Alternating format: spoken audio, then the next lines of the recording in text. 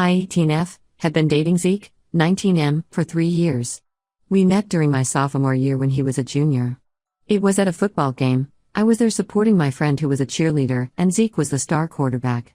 He seemed different from the typical popular athlete. He was sweet, opened doors for me, and actually listened when I talked about my interests in art and photography. Our relationship started amazing. Zeke would drive me to school, we'd study together, and he'd come to all my art shows even though he didn't understand much about art. His family welcomed me too. His mom Rebecca, 45F, always invited me for Sunday dinners and taught me to cook Zeke's favorite meals. His dad Robert, 47M, is a prominent local businessman who loves talking about how family values made America great. The clothing issues started small, so small I barely noticed at first. 6 months into our relationship, I wore a sundress to a school picnic. Zeke seemed off all day. Later he said he didn't like how other guys were looking at me. I thought it was sweet that he was protective. When he suggested I wear something less revealing next time, I agreed because I wanted to make him happy. Things escalated gradually. He'd make comments about my shorts being too short or my tops being too low cut. If I wore something he didn't approve of, he'd give me his jacket or sweater to cover up. His mom Rebecca would praise him for taking care of my modesty and tell me how lucky I was to have such a caring boyfriend. Zeke's sister Amy, 22F, used to live at home but moved across the country for college 3 years ago. She visits maybe once a year and always seems tense around their parents. I remember one Christmas dinner where she showed up in a dress that Rebecca deemed inappropriate. There was a huge fight, and Amy left early. Zeke sided with his parents and said Amy was being disrespectful. My best friend Lisa, 18F, noticed the control issues before I did. She pointed out how I stopped wearing my favorite clothes and started dressing more conservatively. I brushed her off, saying I just matured and my style changed naturally. But Lisa kept bringing up more examples, how I always text Zeke pictures of my outfits before going anywhere without him, how I pack different clothes when visiting my cousins because Zeke won't see me anyway. Last week was my 18th birthday. Zeke had an away game in another state, so I planned a small party at my house. Lisa helped me get ready and convinced me to wear this black dress I bought months ago but never had the courage to wear. It wasn't even that revealing, it hit just above my knees and had thin straps. But it was fitted and made me feel beautiful for the first time in ages. The party was small, just 15 friends including a few guys from our friend group who I've known since middle school. We played board games, had cake, and just hung out in my backyard. Lisa took some pictures and posted them on her Instagram story. Looking back, I knew deep down Zeke might see them, but part of me wanted to feel normal for once. About an hour into the party, Zeke called. He started casual, asking about the party and my birthday wishes. Then his voice changed. He brought up the dress, saying he saw it on Lisa's story. I tried explaining it wasn't that short, but he cut me off. He said I knew exactly how he felt about dresses like that and suggested I should put on a jacket. That's when something in me snapped. I told him the world doesn't revolve around him and it's just a dress. He shot back saying I looked like a stripper and was probably enjoying all the attention from other guys. In 3 years, he'd never spoken to me like that. The argument was brief because I wanted to get back to my friends and he had team commitments, but his words kept echoing in my head. 2 things are really bothering me. First, I purposely chose to wear this dress when Zeke was away because I knew he wouldn't approve. Was that deceptive of me? Second, Zeke later found out through someone's social media that there were guys at the party. He hadn't known that before and it made him even angrier. Yesterday, Rebecca called me.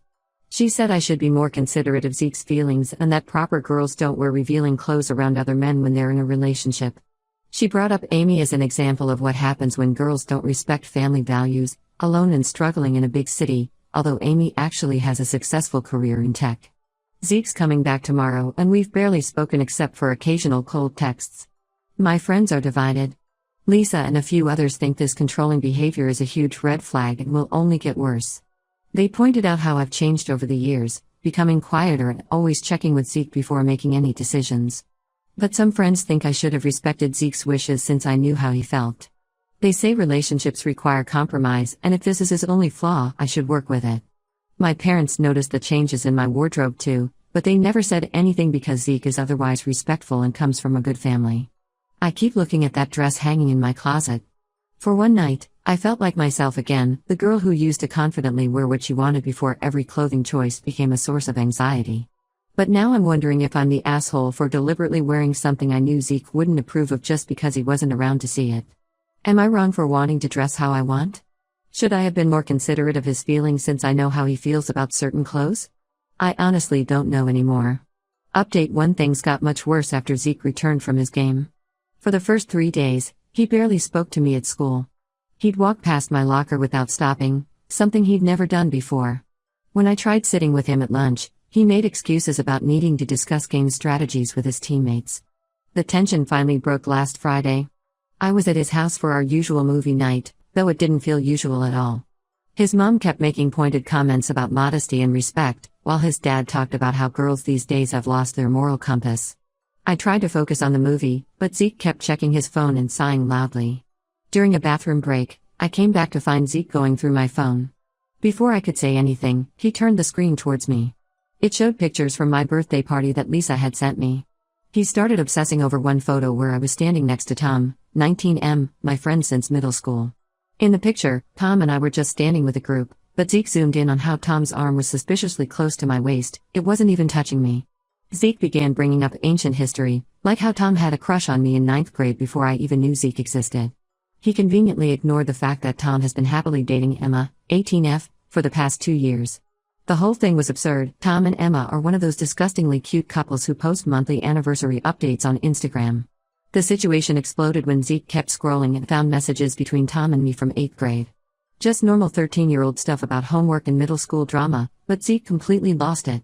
He threw my phone across the room, screaming about how I'd been lying to him our entire relationship. The phone hit their family photo wall, knocking down a frame. His mom Rebecca rushed in, but instead of being concerned about Zeke's behavior, she started lecturing me. She brought up the dress incident again, saying this was exactly what she worried would happen.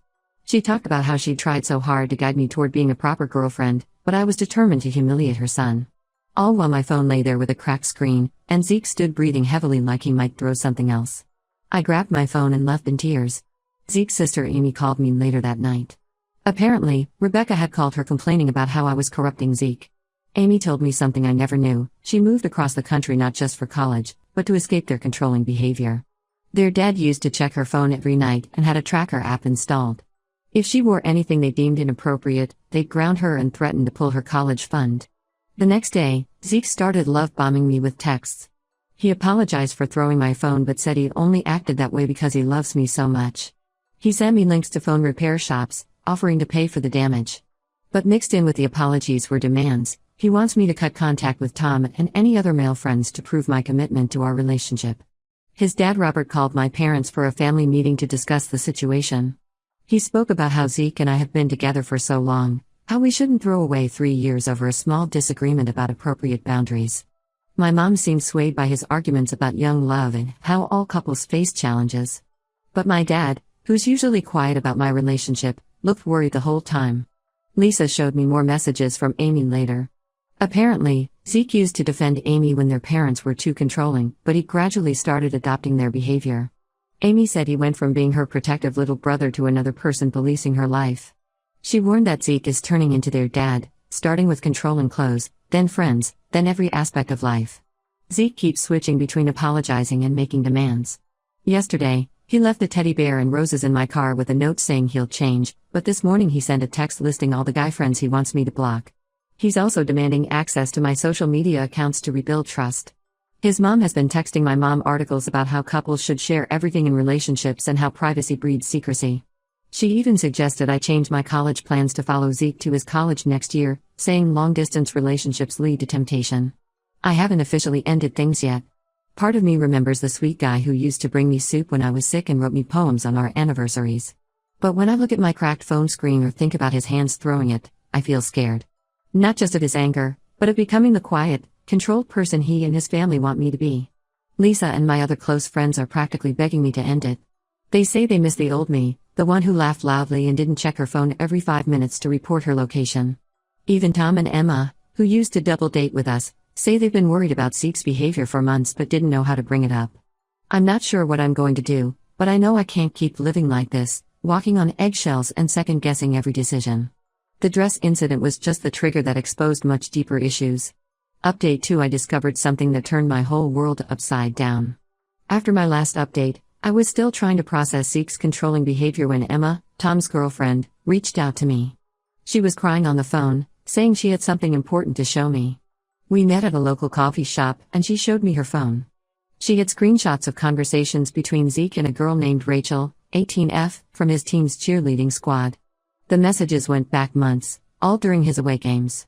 At first, I couldn't believe what I was reading. There were pictures of them together at parties, messages about their hookups, and worst of all, conversations about me. Zeke complained to Rachel about how I dressed too conservatively and how it embarrasses him in front of his teammates. He called me his prude girlfriend and joked about how he had me wrapped around his finger. There were messages where he bragged about making me change clothes or cancel plans with friends. Rachel would laugh along, sending him selfies in revealing outfits and calling me pathetic. The hypocrisy hit me hard. All those times he shamed me about my clothes, made me feel guilty about talking to male friends. He was pursuing someone who dressed exactly how he told me not to. There were even messages from the night of my birthday party. While he was calling me a stripper for wearing a knee-length dress, he was sending flirty texts to Rachel about her cheerleading uniform. I confronted Zeke with the screenshots. His reaction was even worse than I expected. Instead of denying it or apologizing, he tried to blame me. He said if I had been more fun and understanding of his needs, he wouldn't have had to look elsewhere. When I brought up his double standards about clothing, he said it was different because Rachel knows how to dress sexy without looking cheap. His mom Rebecca somehow got involved again. She showed up at my house uninvited, defending Zeke's behavior. She actually said that boys will be boys and I should have tried harder to keep him interested. She suggested that if I had listened to her advice about dressing more modestly in public but differently in private for Zeke, he wouldn't have strayed. I couldn't take it anymore. Lisa and I drove to his college campus to get the full story. We found Rachel at cheerleading practice. When she saw us, she broke down crying. Turns out Zeke told her we broke up months ago.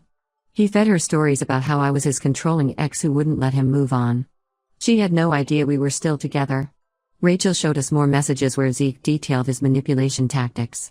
He admitted the controlling behavior was an act to keep me insecure while he did whatever he wanted.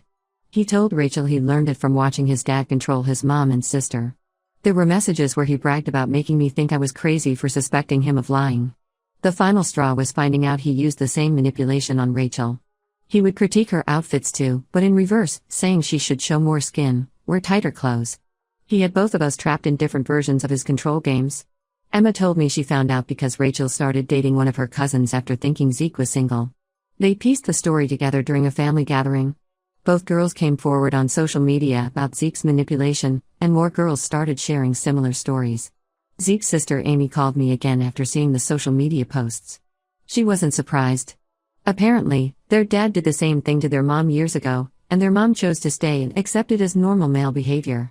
Amy thinks Zeke learned early that he could control women by playing with their insecurities. I feel stupid for not seeing it sooner, for letting him make me doubt myself for so long. But mostly, I'm angry. Angry that while I was agonizing over his feelings and trying to be a good girlfriend, he was turning my insecurities into a game. Every time he made me change clothes or delete a social media post, he was laughing about it with Rachel. His family is still trying to minimize the situation. His dad called it a youthful indiscretion, and his mom keeps saying all couples have problems like this. They're more worried about the social media scandal affecting Zeke's sports career than about what he did to me and Rachel. For now, I'm trying to process everything. Rachel and I have actually talked a lot, sharing stories and realizing how similar his tactics were with both of us. She's been helping me see that none of this was my fault. We were both just pawns in his control game. Update 3. I'm writing this final update because a lot has happened, and I want to give closure to everyone who supported me. After everything came out about Zeke and Rachel, things got complicated in ways I never expected.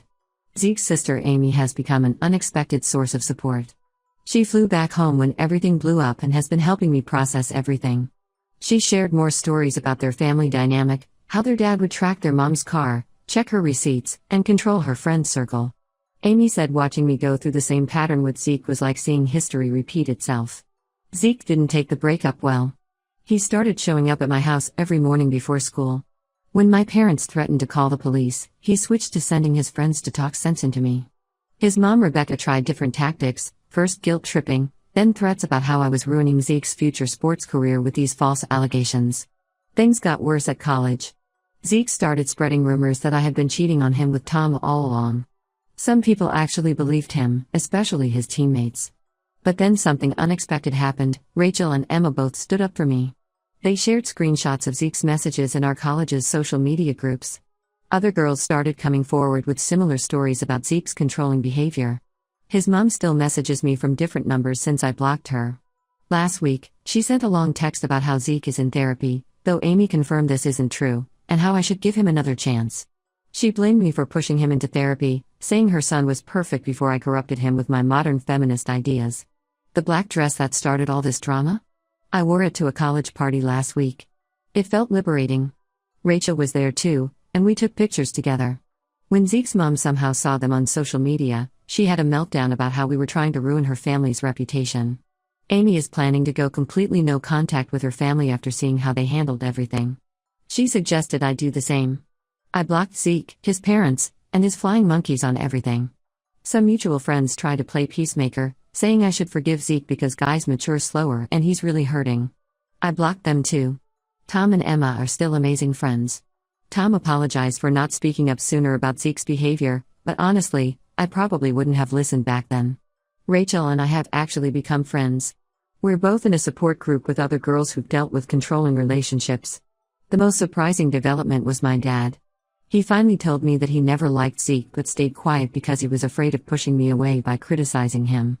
He's been extra supportive lately, even helped me file a restraining order when Zeke wouldn't stop showing up. I'm focusing on college now and rediscovering who I am without Zeke's influence. I'm wearing what I want, hanging out with who I want, and slowly learning to trust my judgment again. Lisa says I laugh more now, and I've started doing photography again, something I gave up because Zeke said it took too much time away from him. Sometimes I still get angry thinking about those 3 years, but mostly I'm grateful I got out before things got worse. Amy tells me their mom is still with their dad after 25 years of the same controlling behavior. That could have been my future. To everyone who told me to run in my first post, thank you. You saw what I couldn't see then. I'm not just free of Zeke, I'm free of constantly doubting myself. And that's worth more than any relationship.